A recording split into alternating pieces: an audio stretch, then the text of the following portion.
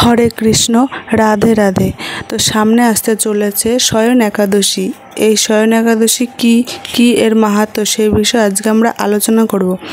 এই একাদশীটি পালন করতে হবে পয়লা শ্রাবণ অর্থাৎ 17 জুলাই বুধবার। এটি হচ্ছে শুক্লপক্ষযুক্ত একাদশী। একদিন মহারাজ যুধিষ্ঠির বললেন, হে কৃষ্ণ, আষাঢ় মাসের শুক্লপক্ষের একাদশীর নাম কি এর মহিমা তা আমাকে কৃপা করে বলুন। শ্রীকৃষ্ণ বললেন, ব্রহ্মা এ বিষয়ে নারদকে যা বলেছেন আমি সেই আশ্চর্যজনক কথা আপনাকে বলছি।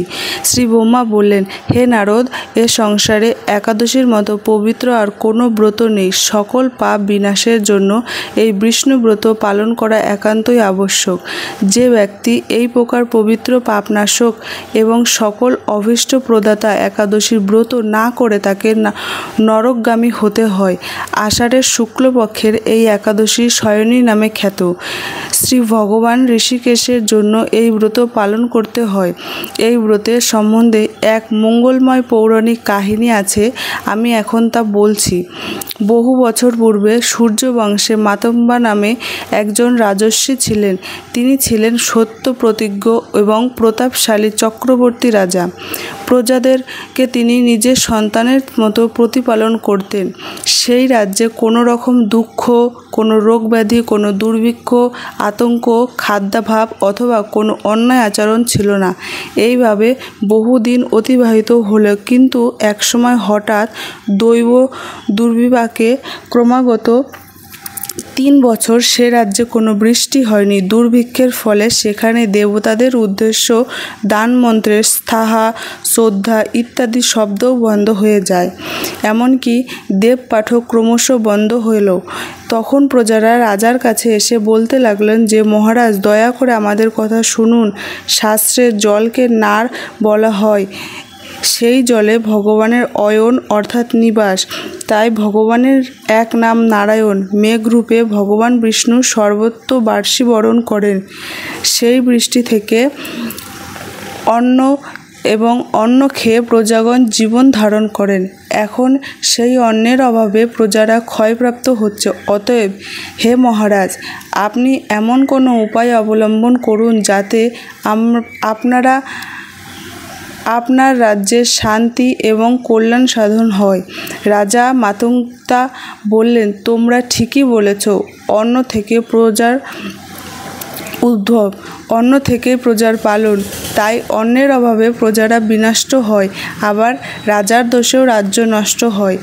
আমি নিজের বুদ্ধিতে আমার নিজের কোনো দোষ খুঁজে পাচ্ছি না, তবুও প্রজাদের কল্যাণের জন্য আমি আপ্রাণ চেষ্টা করব। তারপর রাজা ব্রহ্মাকে প্রণাম করে সৈন্যসহ বনে গমন করলেন।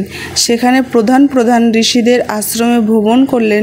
এভাবে একদিন তিনি ব্রহ্মার পুত্র মহাতেজস্বী অঙ্গিরা ঋষির সাক্ষাৎ লাভ করলেন। তাকে দর্শন মাত্রই রাজা মহানন্দে ঋষির চরণ বন্দনা করলেন। মুনিবার তাকে আশীর্বাদ ও কুলস প্রশ্ন জিজ্ঞাসা করলেন। রাজা তখন তার বনে আগমনের কারণ সবিস্তারে ঋষির কাছে জানালেন। ঋষি অঙ্গিরা কিছু সময় ধ্যানস্থ থাকার পর বলতে লাগলেন, হে রাজন, এটি সত্য যুগ। এ যুগে সকল লোক বেদপরায়ণ এবং ব্রাহ্মণ ছাড়া কেউ তপস্যা করে না। এই নিয়ম থাকা সত্ত্বেও এক শূদ্র এ রাজ্যে তপস্যা করছে। তার এই অকার্যের জন্যই রাজ্যের এই দুর্দশা। তাই তাকে হত্যা করলে সকল দোষ দূর হবে। রাজা বললেন, হে মুনিবর, তপস্যাকারী নিরপরাধ ব্যক্তিকে আমি কিভাবে বধ করব? আমার পক্ষে সহজসাধ্য অন্য কোনো উপায় থাকলে আপনি তা দয়া করে আমাকে বলুন। ততদূরে মহর্ষি অঙ্গিরা বললেন, আপনি আষাঢ় মাসের শুক্লপক্ষের শয়নী নামে প্রসিদ্ধ একাদশী ব্রত পালন করুন। এই ব্রতের প্রভাবে নিশ্চয়ই রাজ্যে বৃষ্টি হবে। এই একাদশী সর্বসিদ্ধি দাত্রী এবং সর্ব উপদ্রব নাশকারিণী। হে রাজন, প্রজা ও পরিবারবর্গ সহ আপনি এই ব্রত পালন করুন। মুনিবরের কথা শুনে রাজা নিজের প্রাসাদে ফিরে এলেন এবং আষাঢ় মাস উপস্থিত হলে রাজ্যের সকল প্রজা রাজার সাথে এই একাদশী ব্রতে অনুষ্ঠান করলেন। এই ব্রতের প্রভাবে প্রচুর বৃষ্টিপাত হলো। কিছুকালের মধ্যেই অন্নাভাব দূর হলো। ভগবান ঋষিকেশের কৃপায় প্রজাগণ সুখী হলো। এর কারণে সুখ ও মুক্তি প্রদানকারী এই উত্তম ব্রত পালন করা সকলেরই আবশ্যক কর্তব্য। ভবিষ্যৎ পুরাণে যুধিষ্ঠির শ্রীকৃষ্ণ তথা নারদ ব্রহ্মার সংবাদরূপে একাদশীর এই মাহাত্ম্য বর্ণিত হয়েছে।